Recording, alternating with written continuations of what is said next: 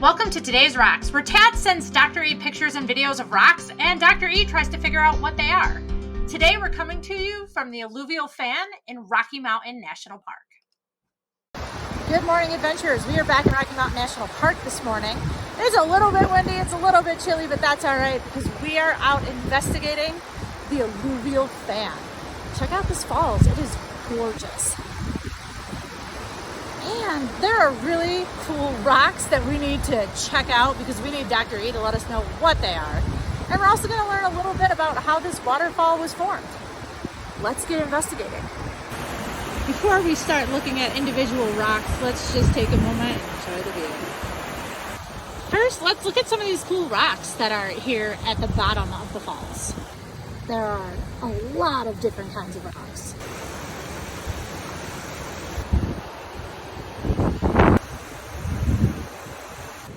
One is like super extra sparkly. All right, Dr. E, this is a real close-up of kind of where there's been some erosion. Lots and lots of little rocks buried in there. One thing I love about visiting parks is you get to learn so many new things. Let's dig a little deeper. What even is an alluvial fan? Oh, hey, Tads. Super cool find this week. The Alluvial Fan. Sorry, it's a little hot in here. I'm using my fan to cool down. Actually, this shape is pretty much what the alluvial fan would look like if you were to take a drone or a helicopter up to look at it from the sky. I think it's kind of cool that you found an alluvial fan that's only about like 40 plus years old, because usually it takes alluvial fans about 10,000 to a million years to form.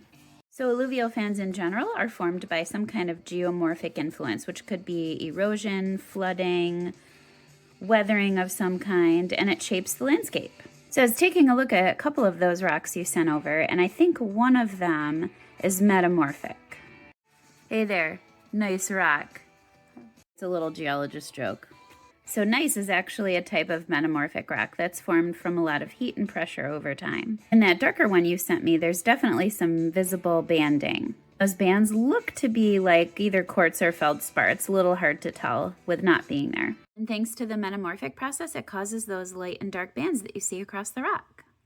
So one of those rocks you sent me isn't actually a rock at all. It's a mineral. What is she talking about? So I think it's a piece of milky quartz, which is actually pretty hard. It's a pretty dense type of mineral, and it makes it pretty resistant to weathering and erosion. Now, this specific one looks a little darker in some areas, which could mean that it has other types of impurities or maybe some different minerals inside. That milky color that it has can be caused by gas or fluids that get trapped during crystallization. On that note, explorers, have a nice day.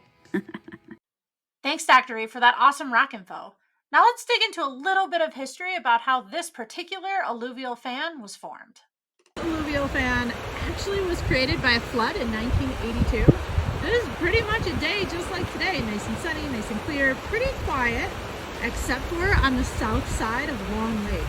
Here, the water draining through a failed outlet valve eroded the earth fill of Long Lake Dam, and that was the last embankment to give way with a giant rush. In less than 3.5 hours, the water of Long Lake advanced 14 miles and dropped over 3,500 feet from Long Lake to the Olympus Dam, which is down in Estes Park.